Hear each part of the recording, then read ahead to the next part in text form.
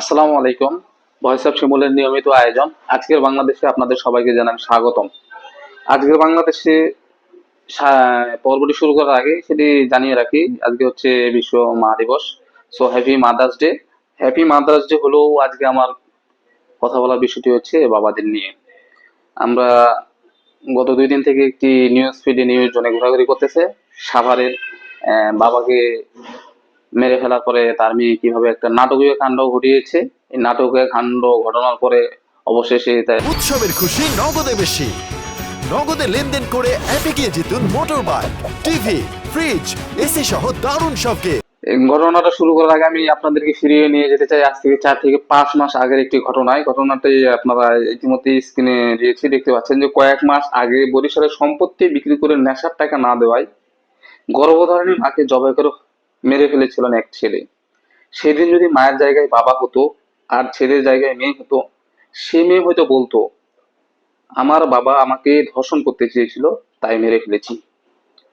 So সেই ঘটনাটি এই কারণে মনে করে দিলাম যে সেই জায়গায় ছেলে ছিল, মা ছিল, যার কারণে সেটি এবারে মেয়ের হাতে বাবা হত্যার ভিডিওটি আপনি সুস্থ মস্তিষ্কর মানুষ হয়ে দেখার সাহস করতে পারেননি। যে একটু দেখেছে সেও অসুস্থ হয়ে গেছে, বাস্তবেও অসুস্থ হয়ে গেছে, কারণ একটা সুস্থ স্বাভাবিক লোক সে দেখতে পারে না। তাহলে একবার ভাবুন তো, যে মেয়ে হেসে হেসে এই কাজটা করেছে, আপনার সুস্থ মস্তিষ্ক কি বলতেছে? একটা মেয়ের কতটা সাইকোলজি বা প্রবলেম হলে সে করতে পারে। তারপরে ঘটনাটি রাত্রে সে ঘটিয়েছে দুপুর 1টা পর্যন্ত, বা আনুমানিক 1টা বা 2টা পর্যন্ত সারা বাংলাদেশের, শুধু না পুরো বিশ্ব মেয়েটিকে বাহবা দিয়েছে যে একজন বাবা সে এই কাজটি করেছে তার সাথে, সে কারণে তাকে হত্যা করেছে। এবং মেয়েটি আরেকটি কথা বলেছিলেন, সে 2022 সালে তার বাবার বিরুদ্ধে একটি মামলা করেছিলেন, কিন্তু পুলিশ তদন্তে যেটা বেরিয়ে এসেছে যে পুলিশ তদন্ত করেছে, করার পরে ফরেন্সিক রিপোর্টে মেয়ে মিথ্যা প্রমাণিত হয়েছে, যার কারণে পুলিশ প্রশাসন, সাভার উপজেলা প্রশাসন তার বাবার কাছে ক্ষমা প্রার্থনা করেছে, করার পরে তার সসম্মানে ছেড়ে দিয়েছে। সো আজ যে কোনো বিষয় সোশ্যাল মিডিয়ায় শেয়ার করার আগে অবশ্যই আমাদেরকে সত্যটা, মিনিমাম সত্যতা যাচাই করা উচিত।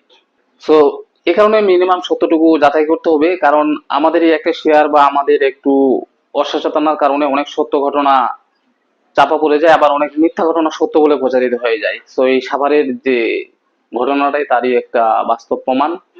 সো অতি আবেগী না হয়ে সবকিছু যাচাই বাছাই না করে অন্তত মিনিমাম যে সোর্স টুকু রয়েছে সোর্স গুলো আমরা যাচাই বাছাই করব। একটা মেয়ে যাচাই বাছাই করব। সো একটা মেয়ে লাইভে এসে দিল, তার বাবার নামে একটা এলিগেশন আসলো, আমরা কিন্তু 90% যারা সোশ্যাল মিডিয়া ব্যবহার করি 90% মেয়েটিকে বাবা দিয়েছিলাম। আমি নিজেও দিয়েছিলাম, বাস্তবতা এটাই। সো এ থেকে আমাদের বিরত থাকা উচিত।